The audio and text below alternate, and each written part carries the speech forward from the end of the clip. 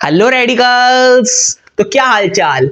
आज हम फिर से लेकर के आ गए हैं इलेक्ट्रिक चार्जेस एंड फील्ड्स का लेक्चर नंबर 4, जिसमें आज हम पढ़ने वाले हैं इलेक्ट्रिक फील्ड के बारे में। तो जैसा कि आपको पता, अगर आप हमारे साथ बने हुए हैं, हमने कूलम्ब्स लॉ, परमिटिविटी और ये सब बेसिक इंट्रोडक्शन ये सब कवर किया हमने प्रीवियस 3 वीडियोस में। तो आज की इस वीडियो में हम पढ़ेंगे इलेक्ट्रिक फील्ड के बारे में। और आपको वो पता है, आपने पढ़ा था कूलम्ब्स लॉ के बारे में, कूलम्ब्स लॉ क्या होता है ये सब। तो आज हम जानेंगे इसमें कूलम्ब्स लॉ में जो फोर्स लग रहा था वो किसकी देन थी, यानी कि वो क्यों लग रहा था, आखिर उसके पीछे रीजन क्या था। तो इलेक्ट्रिक फील्ड वो डिस्क्राइब करेगा कि आखिर वो फोर्स लग कैसे रहा है, यही इसके पीछे की वजह बनेगा। तो कॉपी और पेन लेकर के बैठ जाएं, मेरे साथ क्वेश्चन लगाएं, नोट्स बनाएं साथ में, और लेक्चर को करते हैं शुरू।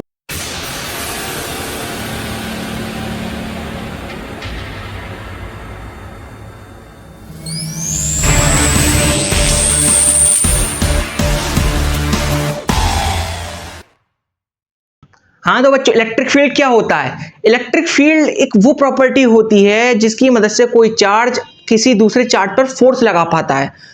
जैसा आप पीछे देख रहे हैं, मतलब आपने जिस तरीके से ये डेफिनेशन इग्नोर की, जैसे कि आपकी क्रश आपको इग्नोर करती है या करता है, वैसे ही आपने ये इग्नोर की और ऐसे ही इग्नोर करते रहे इसे। ठीक है, इसे हम बाद में देखेंगे, पहले हम समझ लेते हैं। तो इस डेफिनेशन क्या बोल रही है, इसको हम बाद में पढ़ेंगे, पहले हम इसका मतलब समझते हैं। डेफिनेशन को बाद में पढ़ेंगे क्योंकि डेफिनेशन थोड़ी हार्ड लगती है। ये मान लीजिए है कोई चार्ज हमारा Q, ठीक है। और देखिए इसे बोलेंगे हम सोर्स चार्ज। सोर्स चार्ज से आप मतलब समझ पा रहे हैं, सोर्स का मतलब है जिससे इलेक्ट्रिक फील्ड्स निकलेंगी। इसका हम इस्तेमाल करेंगे इलेक्ट्रिक फील्ड्स को देखने के लिए, ठीक है। और इसे थोड़ी दूर में मान लेते हैं कि r डिस्टेंस पर हमने रखा है एक नन्नू मुन्नू सा छोटा मोटा सा टेस्ट चार्ज एकदम छोटा सा है, छोटू सा, बिल्कुल छोटू सा आपकी तरह, ठीक है, एकदम छोटू सा है टेस्ट चार्ज ये। और देखिए अब इसे टेस्ट चार्ज इतना छोटा क्यों बोल रहे हैं, देखो यहाँ पे एक अजम्पशन है। अजम्पशन ये है कि टेस्ट चार्ज जो है is very small। इसका मतलब यह है कि टेस्ट चार्ज इतना छोटा है कि इसका इस पे कोई असर नहीं पड़ेगा, यानी कि इसका फोर्स इस पे नहीं लगा पाएगा इतना, इसका मैग्नीट्यूड हमने इतना छोटा रखा है। और टेस्ट चार्ज जो होता है, दूसरी अजम्पशन ये है, assumption number 1, assumption number 2, test charge हम हमेशा पॉजिटिव लेते हैं, यूनिट पॉजिटिव टेस्ट चार्ज, ठीक है। 2 असम्पशन है। हाँ तो टेस्ट चार्ज बहुत छोटा है, स्मॉल है। स्मॉल क्यों लिया है, ये जो है इस पे फोर्स लगा सके, यानी कि ये हमारा फोर्स फील कर सके, लेकिन ये जो है इस पे नहीं लगा सके। कहने का मतलब ये है कि इसका मैग्नीट्यूड हमने इतना छोटा लिया है कि इसकी वजह से इस पे कोई असर ना पड़े, इसे लगे कि कोई है ही नहीं। जैसे आपकी, रहने दो यार बहुत बेइज्जती हो जाएगी, आपकी प्रेजेंस लगता ही नहीं है कि कोई है भी ऐसा आपकी क्रश के सामने। हाँ तो वापस आते हैं टेस्ट चार्ज पे। टेस्ट चार्ज बिल्कुल आपकी तरह होता है कि पता ही नहीं चल रहा, प्रेजेंट है भी नहीं है, इसका कोई वजूद ही नहीं है, लेकिन उसके ऊपर फर्क पड़ता है, दूसरों का फर्क पड़ता है, लेकिन उसका दूसरों पर फर्क नहीं पड़ता। क्या सर दुखी करते रहते हो। हाँ तो टेस्ट चार्ज इतना छोटा है कि दूसरों पे असर नहीं पड़ रहा, लेकिन दूसरों का उस पर असर पड़ रहा है, ये चार्ज इतना बड़ा है, ठीक है। अब हम इलेक्ट्रिक फील्ड से क्या समझेंगे कि ये इस पे फोर्स लगाएगा। ये जो इलेक्ट्रोस्टैटिक फोर्स होता है वो किसकी मदद से लगाता है, ये इलेक्ट्रिक फील्ड की मदद से लग रहा है। जैसे कि आपको याद है ग्रेविटेशन में कि ग्रेविटेशनल फोर्स किसकी मदद से लग सकता है, ग्रेविटेशनल फील्ड की मदद से, यानी कोई भी चीज जो ग्रेविटेशनल फील्ड के अंदर आती थी उस पर ग्रेविटेशनल फोर्स लगने लग सकता था। हम धरती पे क्यों रुक पा रहे हैं, ग्रेविटी की वजह से। ग्रेविटेशनल फोर्स, धरती ग्रेविटेशनल फोर्स लगा रही है, वो एक फील्ड एमिट कर रही है, एक फील्ड एमिट कर रही है जिसके अंदर हम हैं, और जितनी दूर है वो हमें उतनी दूर से हम पे फोर्स लगा रही है, ग्रेविटेशनल फोर्स। तो इलेक्ट्रोस्टैटिक फोर्स भी बिल्कुल इसी तरीके से इलेक्ट्रिक फील्ड की मदद से इलेक्ट्रोस्टैटिक फोर्स लगता है, यानी कि उसकी फील्ड में आने के बाद अगर कोई चार्ज होगा तो उस पर इलेक्ट्रोस्टैटिक फोर्स लगेगा। तो इलेक्ट्रिक फील्ड बिल्कुल इस तरीके से होता है। और आप इलेक्ट्रिक फील्ड को इस तरीके से कर सकते हैं, जैसे ये मान लीजिए कोई चार्ज है Q, तो वो अपनी इलेक्ट्रिक फील्ड लाइंस वो इस तरीके से एमिट करेगा। इलेक्ट्रिक फील्ड लाइंस पे हम एक अलग वीडियो लेकर के आएंगे जिसमें हम इलेक्ट्रिक फील्ड लाइंस की प्रॉपर्टीज और उनको समझेंगे कि वो होती किस तरीके से है। लेकिन यहाँ पे हम थोड़ा सा ब्रीफ में जान लेते हैं कि कुछ इस तरीके से इलेक्ट्रिक फील्ड लाइंस एमिट करता है कोई चार्ज अपने चारों तरफ से एमिट करता है बाहर की तरफ। ये मैं बताऊंगा बाहर की तरफ के अंदर की तरफ, ये चार्ज पे डिपेंड करेगा, ठीक है। और ये इलेक्ट्रिक फील्ड लाइन ये वही फील्ड है जिसमें अगर कोई चार्ज मैं यहां पे रख दूं तो उस पर फोर्स लगने लगेगा, या फिर कहीं भी रख दूं मैं उस पर फोर्स लगने लगेगा, क्योंकि ये फील्ड लाइंस इनफाइनाइट तक जाती हैं, दूर तक जाती हैं। और ये भी हम समझेंगे किस तरीके से। तो हमारा क्या था definition, electric field due to a charge q at a point in a space में be defined as the force that a unit positive charge would experience if placed at that point. भारी भरकम लग रही है, पर ये जो मैंने आपको बात समझाई ये वही कह रहा है कि कोई भी इलेक्ट्रिक फील्ड क्या होगा, इलेक्ट्रिक फील्ड वो होगा किसी कोई चार्ज है q, उसके फील्ड में हमने कोई एक छोटा सा टेस्ट चार्ज रखा है, यूनिट पॉजिटिव चार्ज जो मैंने आपको बताया कि पॉजिटिव चार्ज लेते हैं हम, वो एक फोर्स एक्सपीरियंस करेगा, would experience a force if place at that point. समझ गए? नोट कर लो, ऐसे ही समझते रहो। कैमरा हिला तो नहीं? सही है।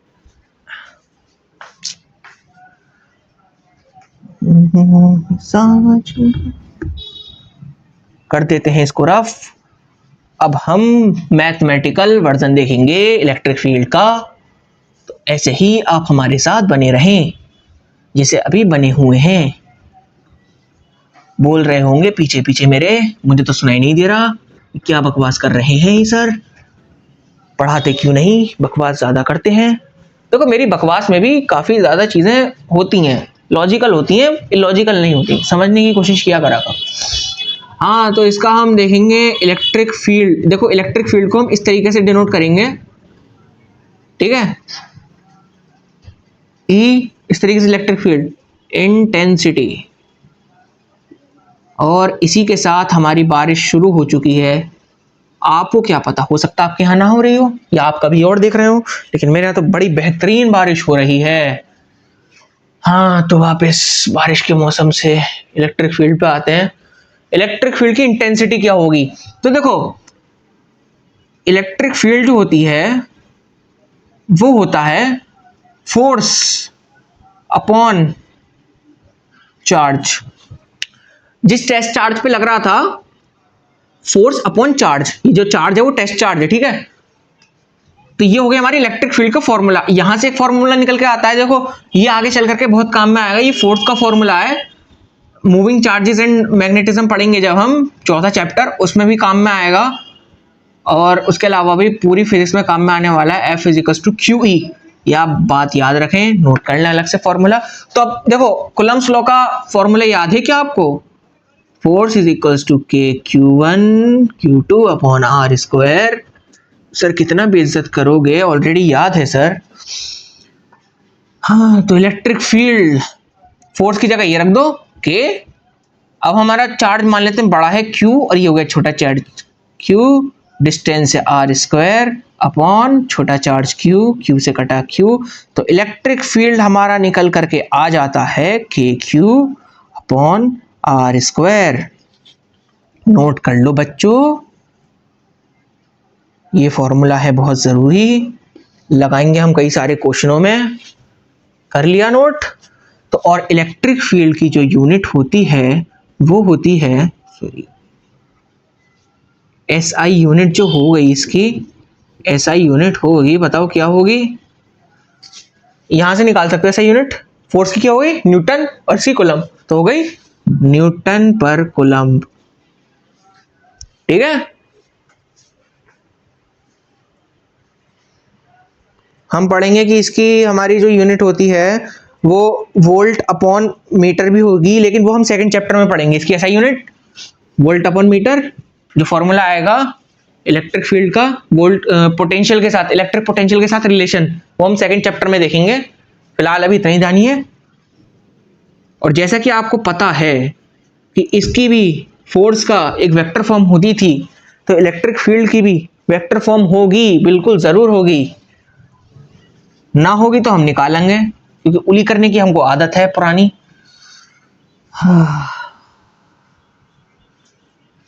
ये है वेक्टर फॉर्म, वेक्टर फॉर्म। अगर आपको वेक्टर नहीं आता तो आपको बहुत परेशानी होने वाली है क्लास 12th में, कि वेक्टर जगह जगह है, हर जगह है। ओफो, बारिश की इंटेंसिटी बहुत तेज हो गई। छोड़ो यार, हमें क्या। वेक्टर फॉर्म, तो जैसा कि आपको पता है, ये हमने एक लिया चार्ज, इससे दूर थोड़ा एक चार्ज, टेस्ट चार्ज था, ये हमारी r डिस्टेंस पे दूर r मोड ले लिया। r मोड का मतलब होता है वेक्टर तो है लेकिन मैग्नीट्यूड, हम मैग्नीट्यूड ले रहे हैं, डायरेक्शन छोड़ो, डायरेक्शन को हमारा भूली। तो इलेक्ट्रिक फील्ड हमारा क्या निकल करके आएगा इसका, k q upon r mode r का स्क्वायर, ठीक है। और अगर हमें इसका उसके साथ वो भी तो लिखते हैं ना कि इसकी डायरेक्शन क्या है, तो ये होगी आर कैप, ठीक है। कैप, आई कैप, जे कैप, के कैप, फिर से एक बार बता चुका हूँ मैं आपको, कूलम्ब्स लॉ वाली वीडियो में बता चुका हूँ कि ए कैप जो होता है, किसी की भी डायरेक्शन जो होती है वो होती है वेक्टर ए अपॉन मॉड ए, और वेक्टर ए क्या हो जाएगा हमारा, खाली वेक्टर होगा, और मॉड ए क्या होगा, खाली मैग्नीट्यूड, उस वेक्टर का मैग्नीट्यूड, कोई डायरेक्शन नहीं, मैग्नीट्यूड। तो इस फॉर्मूले को हम इसमें फिट करते हैं तो हमें मिल जाएगा electric field is equals to K Q upon, क्या आपको दिख पा रहा है, ज्यादा छोटा तो नहीं लिख रहा मैं, सही है, वेक्टर आर का स्क्वायर, और इस कैप की जगह आ जाएगा ये, तो हो जाएगा हमारा R vector upon R vector का मोड, कर दीजिए मल्टीप्लाई, इसमें ज्यादा कुछ है नहीं। Electric field is equals to K Q upon R vector का मोड का होल क्यूब, और ये आ जाएगा आर वेक्टर।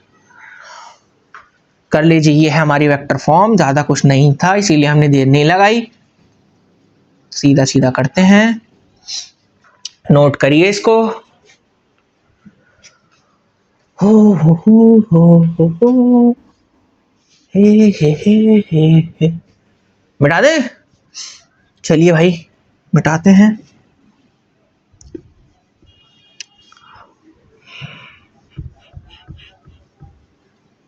और कोई तो जरूरी बात नहीं रह गई, कुछ और बातें हम आपको बताते हैं। पहली बात जो है वो ये है कि ये जो क्यू अभी हमने आपको बताई थी ना, इलेक्ट्रिक लाइंस, फील्ड लाइन जो होती हैं वो बाहर निकलती हैं। पहली बात तो ये है, देखो ये है हमारा कोई पॉजिटिव चार्ज, पॉजिटिव चार्ज से जो फील्ड लाइंस होंगी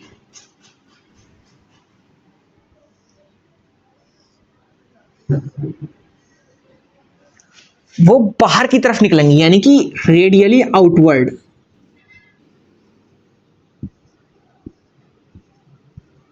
रेडियली आउटवर्ड, रेडियली आउटवर्ड का मतलब है 90 डिग्री से एकदम, यानी कि मैं यहां पे मान लो एक सर्कल ड्रॉ करूं, एक आर्क, तो यहां से ये 90 डिग्री का एंगल बनाते हुए निकलेंगी। पॉजिटिव चार्ज से बाहर निकलती है इलेक्ट्रिक फील्ड लाइंस। अब आप खुद बता सकते हैं कि नेगेटिव में क्या होगा, ऑब्वियसली नेगेटिव में रेडियली इनवर्ड, अंदर जाएंगी, बाहर आना, अंदर जाना, यही काम है बस चार्ज का, इनवर्ड।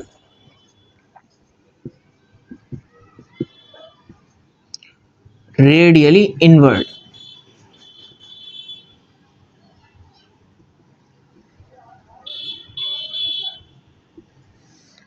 समझ गए, पॉजिटिव में बाहर जाएंगी, नेगेटिव में अंदर आएंगी, तो ऐसे ही बनता है इनके बीच का बॉन्ड।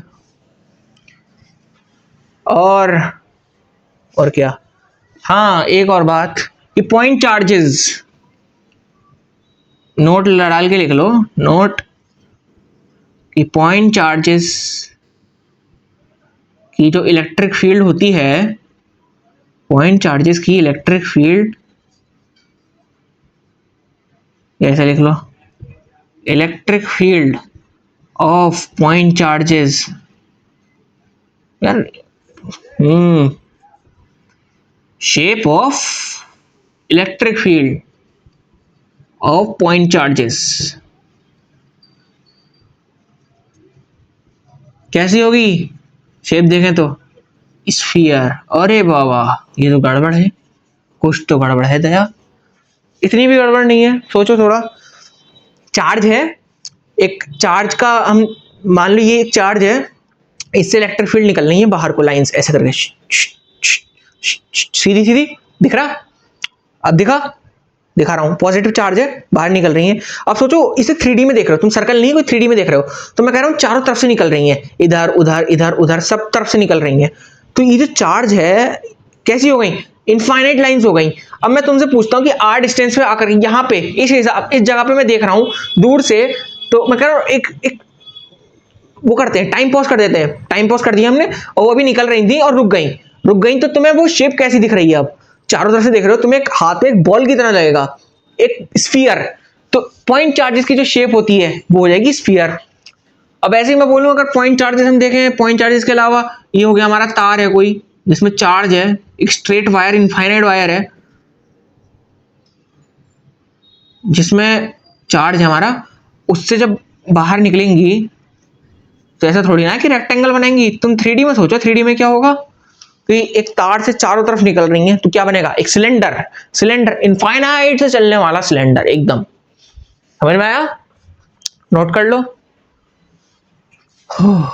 हो हे।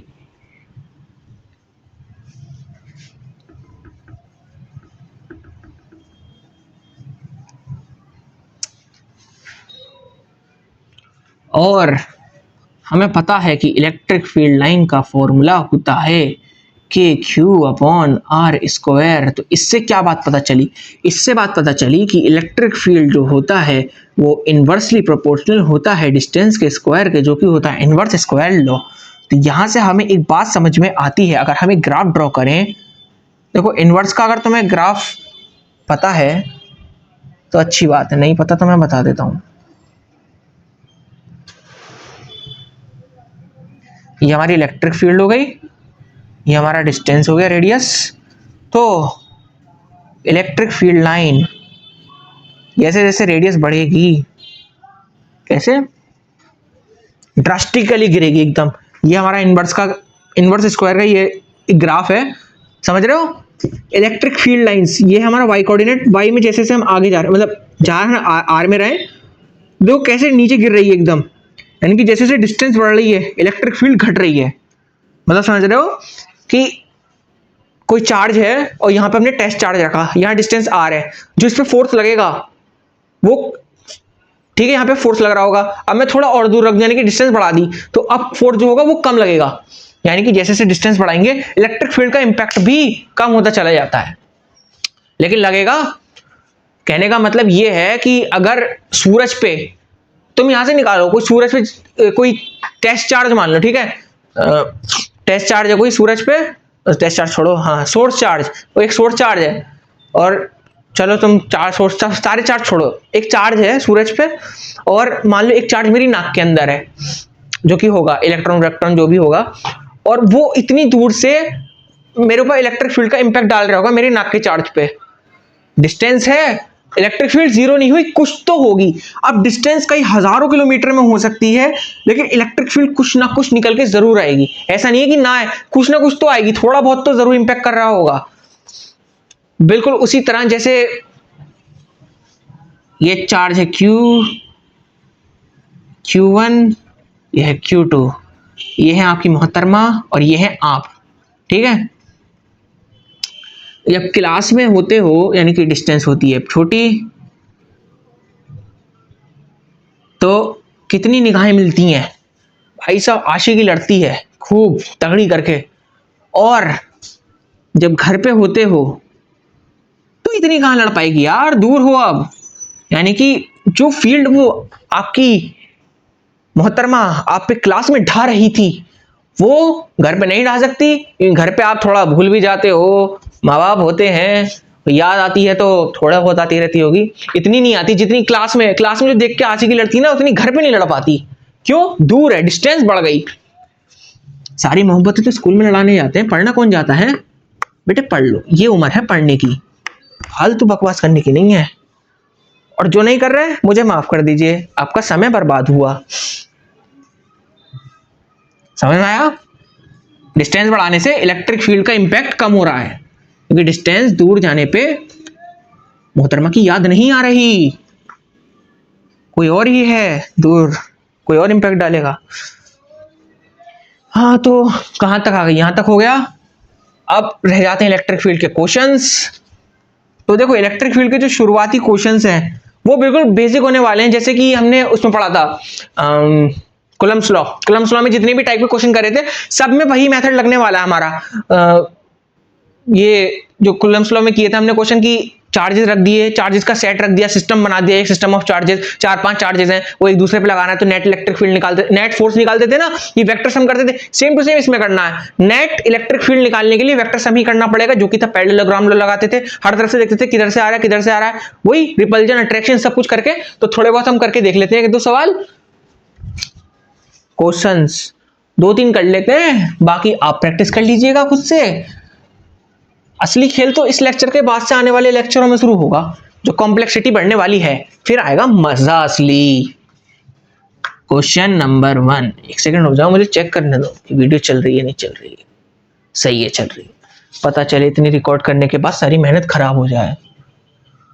हाँ हाँ, तो सबसे पहला एक क्वेश्चन ले लेते हैं। जैसे मान लो ये कोई क्यू चार्ज है,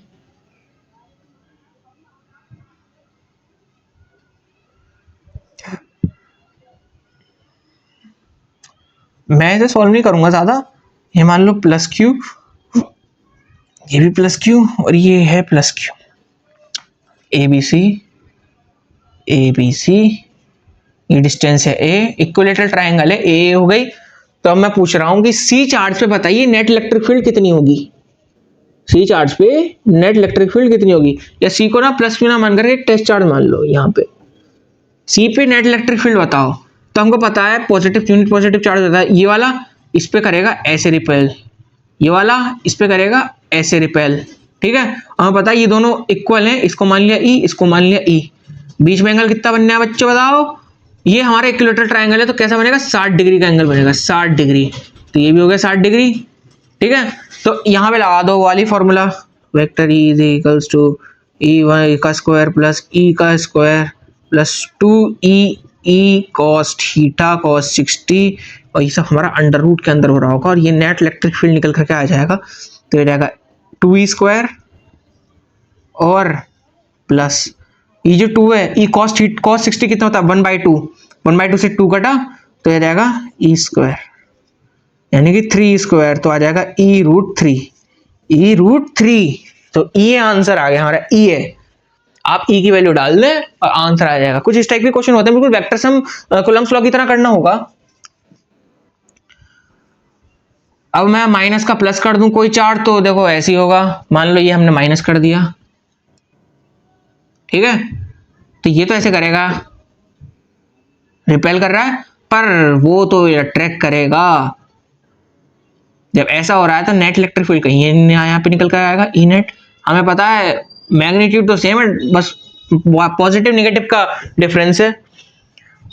तो सिंपली क्या करोगे, एंगल निकाल लो। ये पता है हमें 60 डिग्री है, और स्ट्रेट लाइन पे जो एंगल बनता है वो 180, 180 माइनस 60 तो आ जाएगा ये वाला एंगल 120 डिग्री। अब वही लगा दो फॉर्मूला, 120 डिग्री की वैल्यू होती है -1/2, और जो आ जाए ई, जो भी निकल करके आएगा, कितना आएगा, ई निकल करके आएगा मेरे हिसाब से। हाँ हाँ, खाली ई आ जाएगा, और ई की वैल्यू जो होगी KQ/R² रख दो, जो भी है। ए स्क्वायर कितनी दूर है, ए स्क्वायर,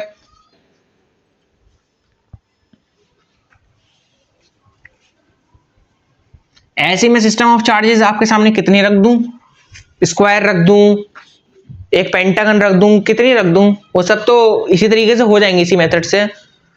अब जैसे ये है पॉजिटिव चार्ज, ये है पॉजिटिव, ये भी पॉजिटिव, ये भी पॉजिटिव,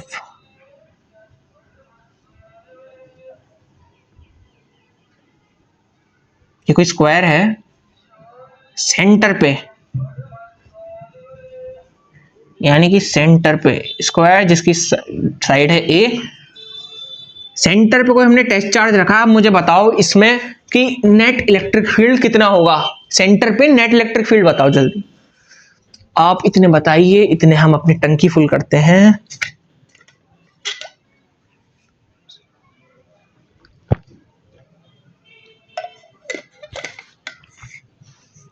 हुआ क्या निकल करके आया?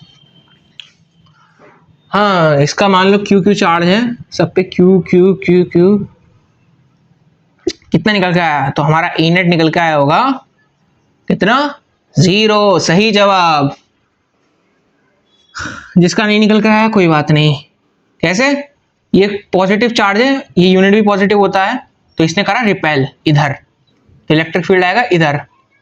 ये पॉजिटिव, ये इधर, ये पॉजिटिव है, उसने करा इधर इसको, और उसने करा इधर इसको, ये इससे कट गया, ये इससे कट गया, और ई नेट इज इक्वल टू 0, यानी कि ये इक्विलिब्रियम में अपनी जगह से नहीं हिलेगा, इसमें कोई फोर्स लगेगा ही नहीं, फोर्स भी 0 हो जाएगा। अब मान लो मैं इसको कर दूं अनस्टेबल, कैसे?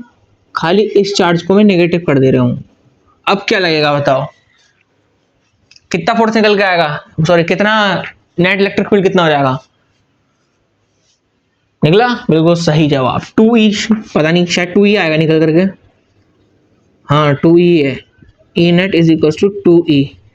क्योंकि देखो ये तो कट जाएंगे, क्योंकि ये पॉजिटिव पॉजिटिव है, वो इधर कर रहा है, वो इधर कर रहा है, मतलब रिपेल। लेकिन ये अब की बार ये करेगा इधर, रिपेल करेगा, और ये अट्रैक्ट भी इधर करेगा, तो E और E ये भी एक ही सेम लाइन पर है, तो E 2E हो गए। समझ में आया कैसे हुआ? सही है। अब एक थोड़ा सा ठीक सा क्वेश्चन कर लेते हैं।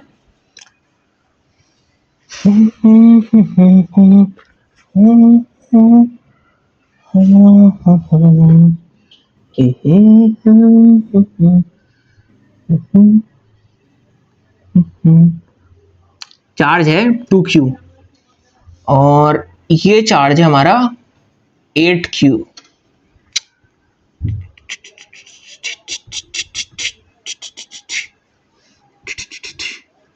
डिस्टेंस है बीच की कितनी हो गई? R ले लो, ठीक है। तो मुझे बताओ, क्वेश्चन ये नहीं है, क्वेश्चन ये है कि मैं टेस्ट चार्ज को कहां रखूं कि जो नेट इलेक्ट्रिक फील्ड आए वो 0 आए, यानी कि इक्विलिब्रियम में रहे। यानी कि इस पूरे सिस्टम पे मैं टेस्ट चार्ज को किधर रखूं, डिस्टेंस बतानी है मुझे, कहां रखूं कि ई नेट 0 निकल करके आए। बताइए, कोशिश करिए करने की, फिर आगे हम करते हैं।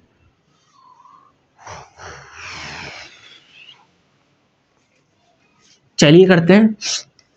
सबसे पहले देखते हैं, देखो ये 2Q है, ये 8Q है, बड़ा चार्ज कौन सा है? 8Q। यानी कि देखो मैं इसके बीच में रखने की कोशिश करता हूं कहीं पूरे, मान लो हाँ मान लो मैं इसे रखता हूं सेंटर पे रखता हूं, तो सेंटर पे रखने के बाद भले ही दोनों से इक्वल डिस्टेंस दूर है, लेकिन 8Q इस पे ज्यादा फोर्स लगा सकता है, क्योंकि 8Q ज्यादा चार्ज है, बड़ा चार्ज है, 2Q छोटा चार्ज है, ठीक है। और अब मैं पास में रखता हूं, तो पास में रखने से तो और ज्यादा बड़ा फोर्स लगाया, और ज्यादा इलेक्ट्रिक फील्ड लगाएगा इस पे बजाय इसके, तो मैं इसे 2Q के पास में रख दूं, यानी कि छोटे वाले के पास, क्योंकि देखो डिस्टेंस दूर होने की वजह से इलेक्ट्रिक फील्ड की इंटेंसिटी कम हो गई। जैसे हमें पता था डिस्टेंस जैसे जैसे बढ़ती है इलेक्ट्रिक फील्ड की इंटेंसिटी कम होती है, तो ये लगाएगा कहीं इधर फोर्स, ठीक है। और 2Q के पास में तो 2Q ज्यादा लगा सकेगा ई नेट, तो कैसे ना कैसे करके ये इक्वल हो गई होगी, यहां पे रख दिया, ठीक है, ये रखा है। और हम मान लेते हैं इसके बीच की डिस्टेंस है हमारी x, ठीक है, जहां पे रखा हमने x डिस्टेंस पे रख दिया। और अब निकाल लो, क्योंकि हमें पता है ये ई नेट 0 कब होगा? जब ये दोनों इक्वल हो जाएंगे, यानी कि जो इस पे लगा रहा है इलेक्ट्रिक फील्ड और वो जो इस पे लगा रहा है वो दोनों इक्वल हो जाएंगे। अब लगा लो, इलेक्ट्रिक फील्ड का फॉर्मूला होता है KQ/R²। तो सबसे पहले हम 2Q के द्वारा लगाई हुई इलेक्ट्रिक फील्ड देखते हैं, E इज 2Q वाली, तो हो जाएगी 2KQ/ डिस्टेंस किसकी, इसकी यहां से कितनी है? x दूर है, तो हो जाएगा x²। और अब निकालते हैं E 8Q, कितना लगा रहा है? 8KQ/ डिस्टेंस कितनी है इसकी, यहां से लेके यहां तक पूरी डिस्टेंस है R, और इतनी है x, तो इसकी इससे कितनी हो गई? R - x, तो ये हो जाएगा r माइनस एक्स का होल स्क्वायर।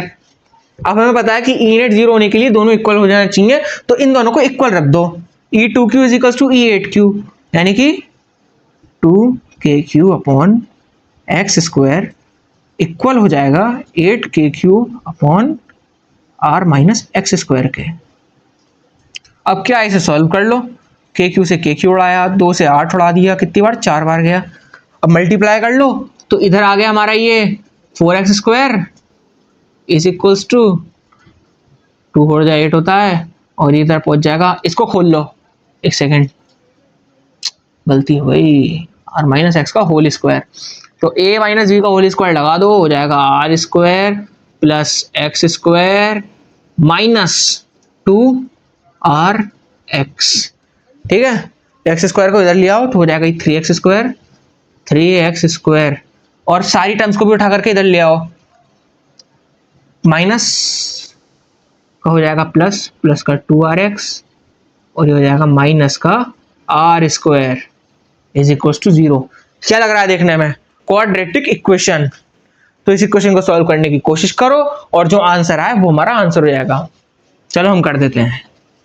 तो याद आपको ये formula, quadratic formula, x is equal to minus का b plus minus under root, बहुत इंपॉर्टेंट फॉर्मूला है, b square minus 4ac upon 2a। Quadratic formula, 10वीं का फॉर्मूला। अभी फिलहाल 12वीं में हो, निकालते हैं।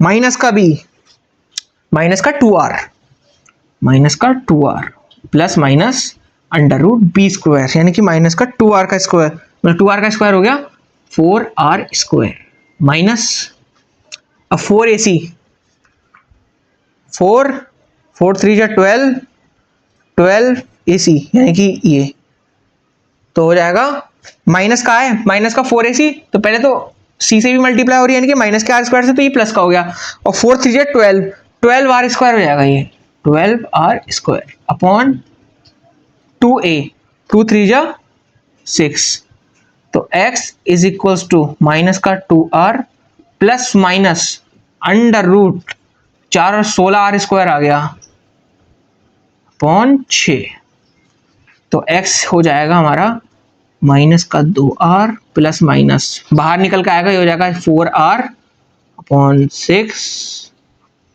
अब दो पॉसिबिलिटी बनती है यहाँ से, या तो x यहाँ प्लस ले लो या माइनस ले लो।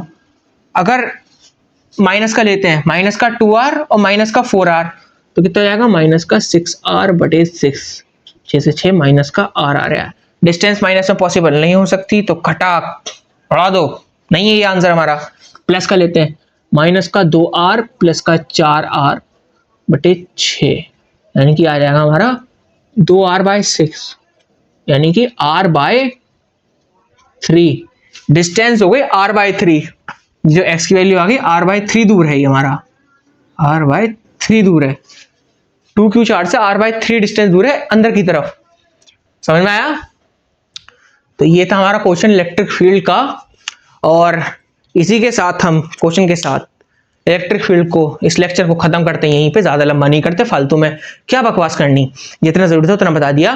इसके बाद हम अगली वीडियोस में इलेक्ट्रिक फील्ड अलग अलग उसके लिए लेके आएंगे, तार के लिए, और हमारी एक रिंग की एक्सिस पे कितना इलेक्ट्रिक फील्ड होगा, वो सब आने वाली वीडियो में करेंगे हम।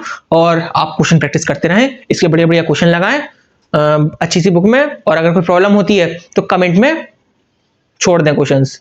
तो इसी के साथ हम अब विदा लेते हैं, बाय बाय।